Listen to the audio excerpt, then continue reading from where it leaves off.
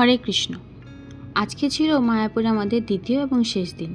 দেখতে দেখতে কী করে যে ট্যুরটা শেষ হয়ে গেল বুঝতেই পারলাম না। ব্যাগপত্র মোটামুটি গুছিয়ে নিয়েছি, আর ঘন্টাখানিক পরেই আমরা বেরিয়ে পড়ব। আর এটা হচ্ছে মায়াপুরে আমরা যে হোটেলটায় ছিলাম সেটারই বাইরেটা। হোটেলটা বেশ বড় ছিল আর দেখতেও খুব সুন্দর ছিল। চলো এই হোটেলটায় যে রুমটাতে আমরা ছিলাম সেটা একবার ঘুরে আসি।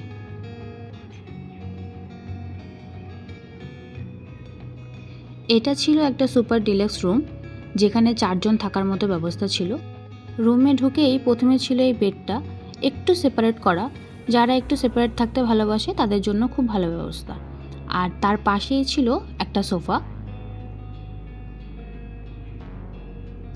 সাথে একটা টেবিলও ছিল।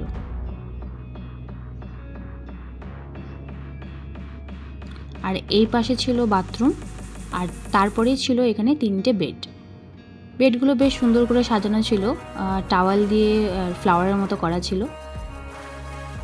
এই ছোট ছোট বেডগুলো দেখতে বেশ কিউট লাগছিল। এই ছিল মায়াপুর হোটেল রুম ট্যুর। রুমটা কেমন লাগলো কমেন্টে জানিও। আমার তো খুব ভালো লেগেছে। হোটেলের সার্ভিস এবং খাওয়া দাওয়া দুটোই খুব ভালো ছিল। আর বেডের পাশেই ছিল একটা বড় জানালা, যেটা দিয়ে দেখা যেত হোটেলের মেন এন্ট্রান্স আর বাইরের ভিউটা। এই ছিল হোটেলের মেন এন্ট্রান্স। এই সাদা সিঁড়িগুলো দেখতে পাচ্ছ, ওটাই মেন এন্ট্রান্স ছিল। আর এই ছিল বাইরের রাস্তাটা।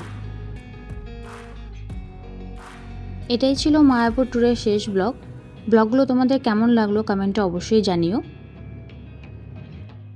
চলে এলাম বাইরেটায়, ধরবো এবার বাড়ির পথ। ব্লগগুলো তোমাদের কেমন লাগছে কমেন্টে জানিও। ভালো লাগলে একটা লাইক করে দিও। দেখা হবে নেক্সট ব্লগে।